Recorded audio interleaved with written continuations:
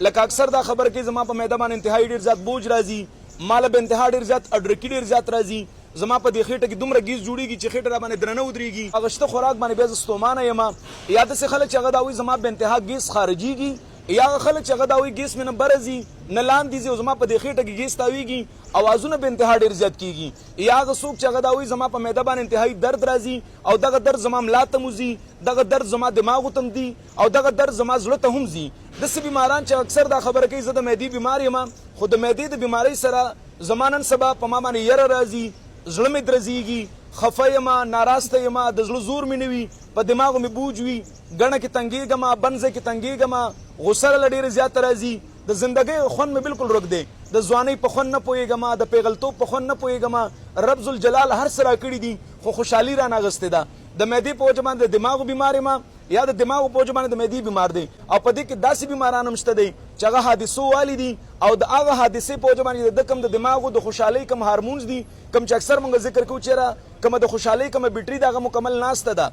بار بار زه اکثر وایم چې په ټرانسفارمر کې بجلي نه وي نو کور ته به بجلي څنګه ملاویږي. نو په کار دا ده چې موږ د ټرانسفارمر غم وکړو، یعنې د دماغو چې کم د خوشحالۍ هارمونز دي، کم د سیروټونین هارمونز ویلی کېږي، د خوشحالۍ هارمونزو ته ویلی کېږي، هغه هارمونز موږ بوسټ کړو، هغه ټیک کړو. او د هغه بوسټ کولو دپاره اکثر ډاکټران چې کله زموږ د بیماران لاړ شي نو هغه ورته الپرازولام، اسیټیلوپرام، پیراکزوټین، فلاکزوټین د نشې ګولۍ وله ورکړي او ورته دا ویلي وي چې تر څو یې د کفن نه راوړی تر هغې به استعمالوئ. او د هغې باوجود هغه ټیک نه دی. دا واورئ هغه نه نن هم تپوس دا وکړه وایي زه ګزاره مې کېږي، خو ګزاره یې صرف دومره کېږي چې را کنټرول وي، د هغه په وجود کې خوشحالي نه وي، هغه د ځوانۍ په خوند نه پوهېږي، هغه د پیغلتوب په خوند باندې نه پوهېږي. نو داسې بیمارانو ته زما دا پیغام دی که تاسو ځان ټیک کول غواړئ، که ګزارې له موږ له راځي چې یاره بېګاله به زه خوب وکړم یا بېګاله به زما نه یره ورکه شي، بېګاله به زما معده ټیک شي، نو دا علاج موږ سره نشته دی. موږ سره د ټیک کېدو علاج دی.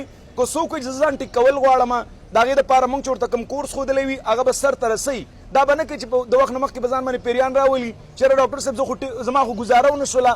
نو موږ بار بار دا وایو چې موږ ګزارې علاج نه بلکې یوازې موږ نه چې هومیوپیتک کم ډاکټر هم دی هغه تاسو له د ګزارې علاج نشي درکولی. ګزاره خو تاسو سره جیبونو کې ګولۍ شته دا استعمالوئ، ګزاره په دغه باندې کېږي. که څوک د دغه جیبونو د ګولو نه ځان خلاصول غواړي او پراپر ځان ټیک کول غواړي، ټایم به موږ له راکړي، زموږ په طریقه باندې به ځان پوهې کړي او د هغې نه بعد دې وګوري چې ټیک کېږي که نه ټیک کېږي.